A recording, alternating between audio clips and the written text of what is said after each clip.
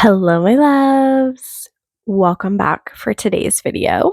Today we are moving into the third element or suit-ish of our 78 deep tarot study journey together. If you have no idea what I'm talking about, this is my second year hosting a challenge slash course style experience where we go through all 78 cards of the tarot and we study it each day using a very specific lens with specific questions of what we're looking at. This year, we're looking at kind of the stories within each card.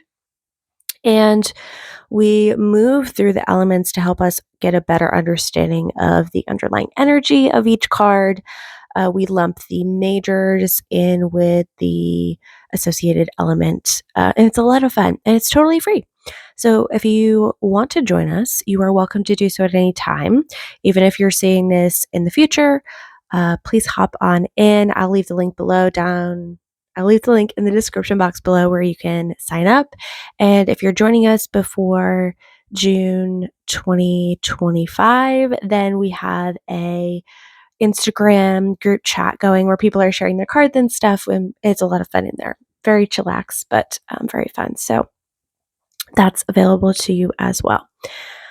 With all of that being said, we are moving into the element of earth, so into the suit of Pentacles today. And we are beginning that element or suit with a specific card. All the cards after that are chosen by you depending on how you're playing in the challenge course experience, but we all start with the same card. And I got some questions after my last video on why we're starting with the same card. So I want to just talk about this again briefly. So we're all kind of on the same page and understanding the purpose of this. Each year when I host this challenge, I choose or rather the tarot chooses for me, a guide for the journey. And what that guide does is colors the lens through which we are looking at the cards. For example, the first year that we did this journey, our guide was the Hermit that came forward. And with that guide, I chose to have us focus on the personal stories that were connected to the cards, our personal understanding of the cards, things like that. It was very inward centered, focused on your personal associations, either in general or during the day, of like what that card meant for you. This year, our guide for the overall theme is the King of Swords. And the King of Swords is really, of course, focused on looking at the stories because he's looking at the big picture and all the moving pieces and how they all click together. And he's more focused on structure than intuition. So that's kind of what we're focusing on this. Of course, we never take our intuition out of it. That's still worked into the reflection questions for each card, but that kind of colors the journey. With that being said, this year I also chose to choose, or again, the tarot chose for me, as I did choose them from the deck in a divinatory fashion. Which guide would be coming along with us for each element? So the way that I see this working is that it's another layer that you can choose to interact with or not that kind of colors how we focus on or what we focus on for that particular element as we move through that suit and its associated major arcana cards. The guide for the first two, I'm going to be honest right now, it's a little early. I've only had one cup of coffee. They're escaping my mind. So we're just going to talk about this guide for the earth. But that is the purpose of those cards that we're all like starting with on day one, is just to orient ourselves in how, from a divinatory aspect, the tarot is asking us to interact with it during that particular element. Again, this is an extra layer. You can choose to go with it or not go with it. you have full sovereignty over the way that you study your cards. But I think it is a fun extra layer because each element has its own energy, right? So we're looking at this hyper specifically, like what we're focusing on for the element. I also think it's really fun because when we look at the cards, there's usually around the same number as a moon cycle. It's a little over because we added the major, but it is cool to see kind of the flavor of the energy as those cycles shift. It's just fun layers. You do what you want with that. I'm sorry, I have an itch right here. So our guide for the element of earth is the Hermit card, and I'm using the White Newman Tarot as demonstration. I apologize that the words are backwards for you, but this is the White Newman Tarot, and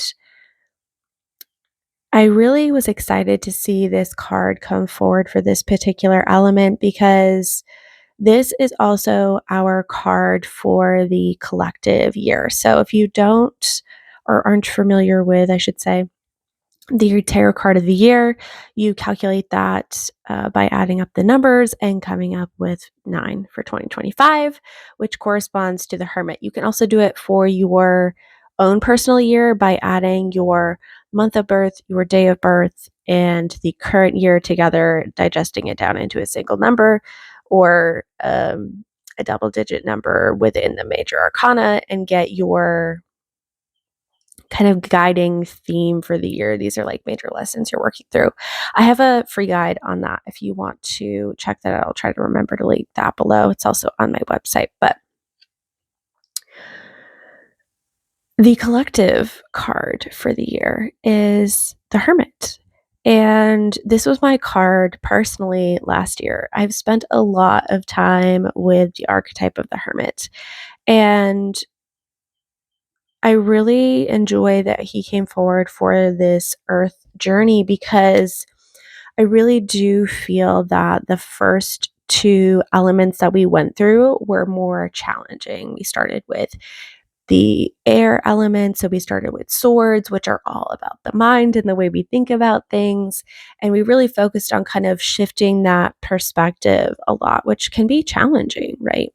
When we're looking at doing that. And then we moved into the cups, which is water, emotions, intuition. And would be curious to hear how you experienced, if you're have already joined us, the time during the cups and the water element, because I know personally in my life it was definitely like we had a watery, chaotic, emotional roller coaster kind of a time. Not in like a bad way. Like I'm good, but it was definitely a more challenging few weeks.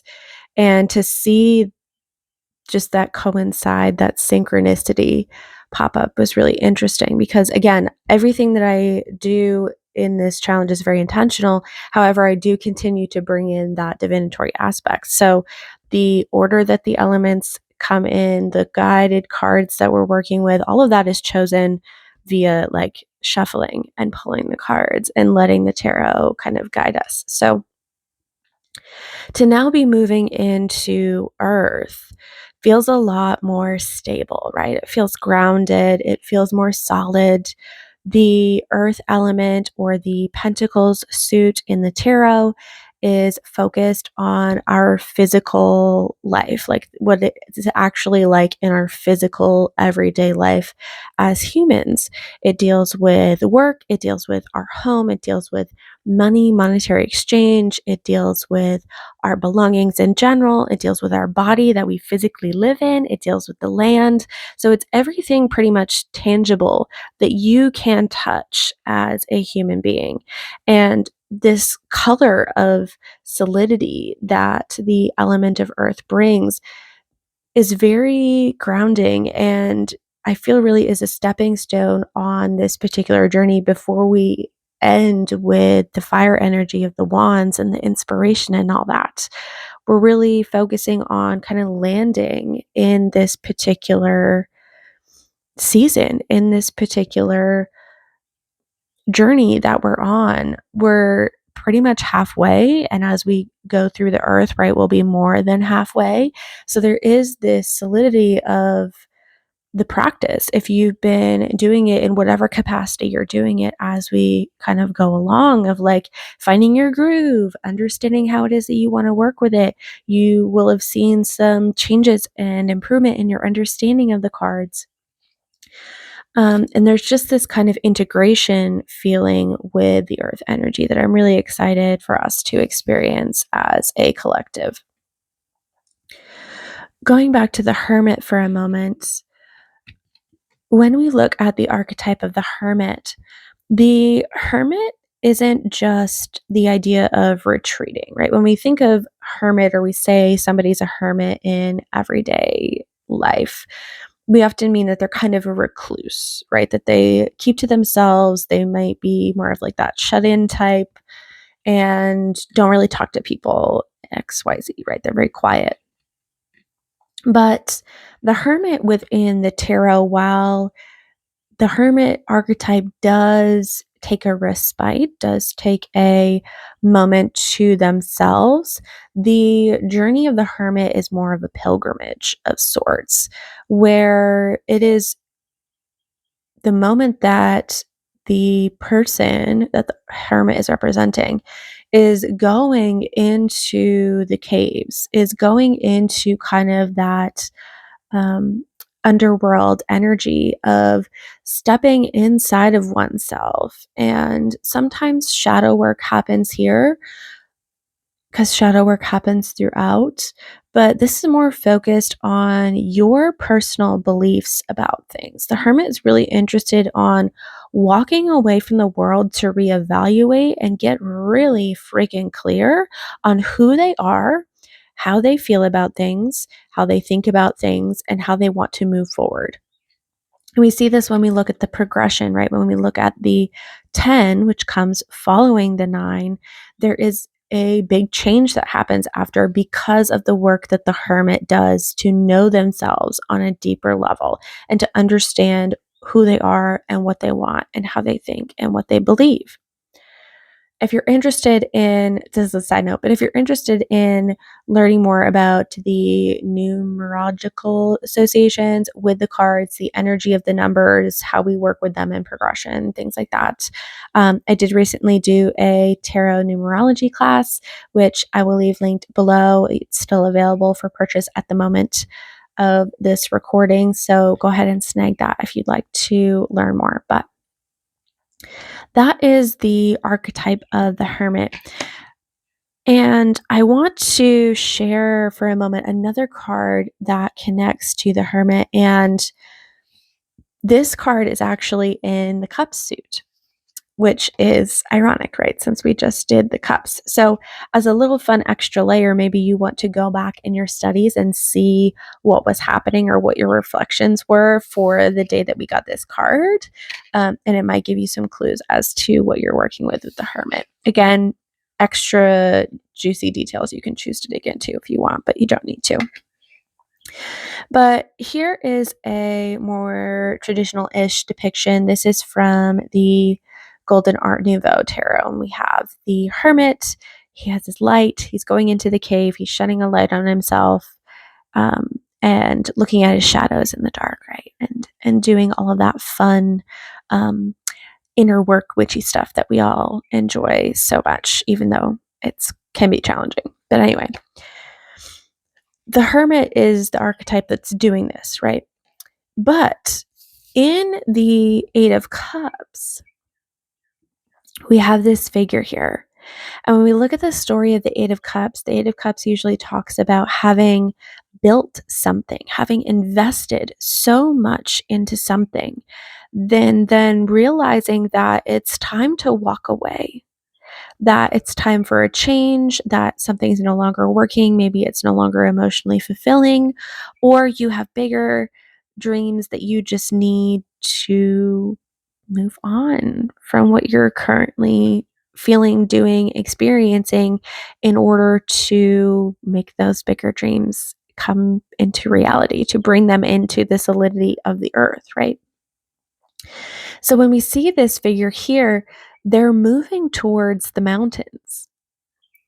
And some people interpret this particular card, and I feel like I see this connection as well, as the figure who is actually walking away in the Eight of Cups is the person that is then becoming the hermit. They are going on their hermit pilgrimage. They are heading towards the mountains to go into the cave to have this moment so that they can begin to create that change, see that change as they move forward.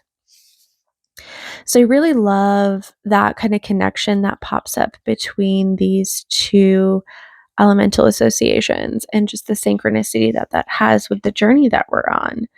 Um, and with all of that being said, with all of those hermit reflections kind of shared with you, my invitation to you as we move into the element of earth and we begin to study all of the earth cards is to really focus on, yes, the story of the cards as we continue to work with that King of Swords energy, but also your own personal kind of beliefs and thoughts around your tarot practice.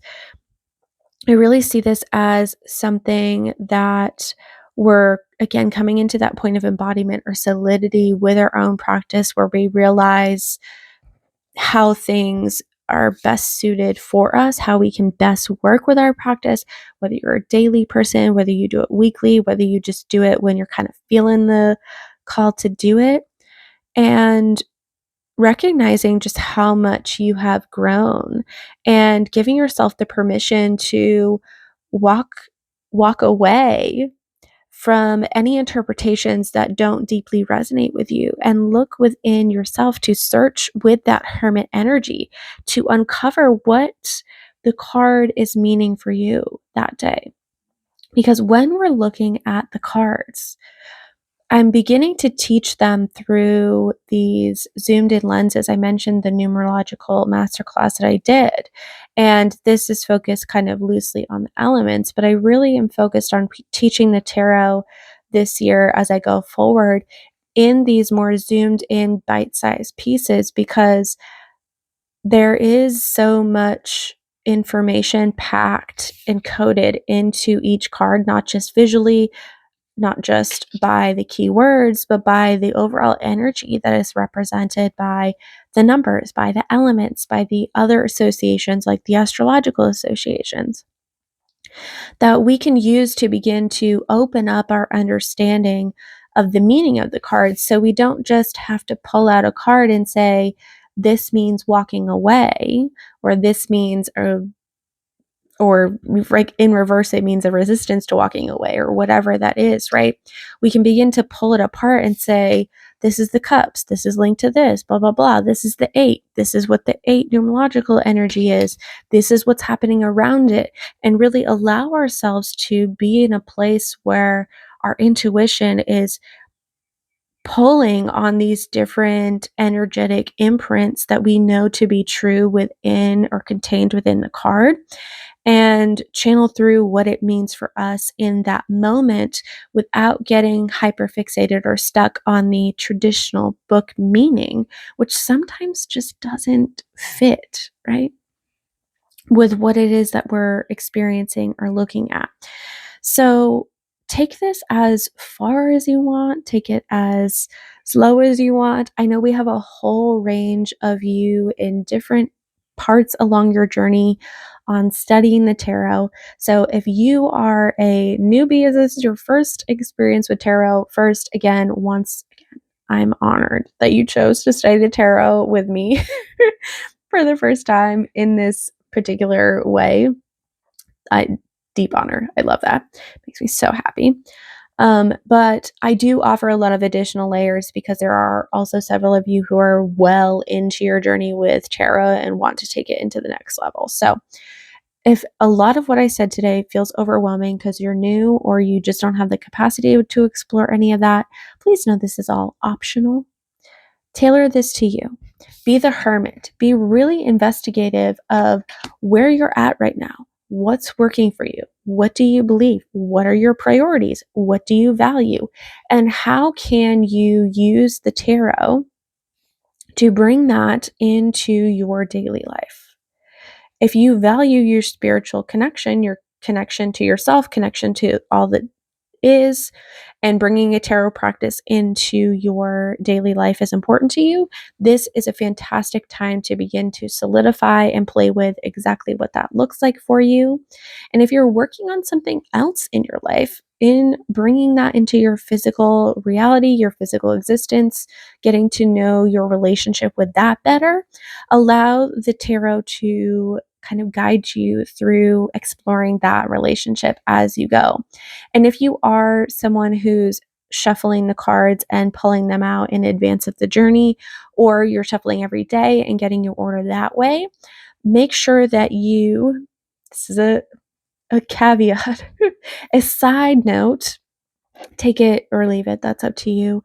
But I would set that intention first and be really clear on what it is exactly that you're looking to work on or focus on as you move through the earth element. And set that intention before you pull your card order, or have that in mind every day when you pull your card, to have that kind of fun added journey layer to it. Again, another layers, all optional. I'm going to stop rambling. Thank you so much for joining me on this journey.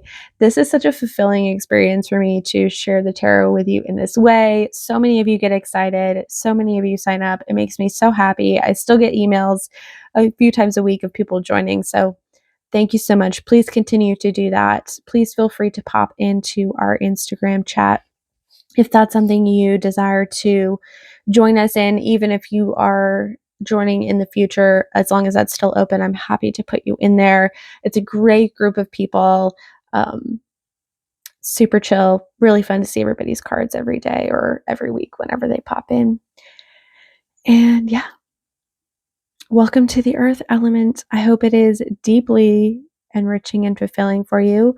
I'm here if you have any questions. All of the links are below. And I will see you once again for our final shift into the fire element, sometime in the next roughly over 2 weeks. All right, my loves. I will see you again very soon. Take care.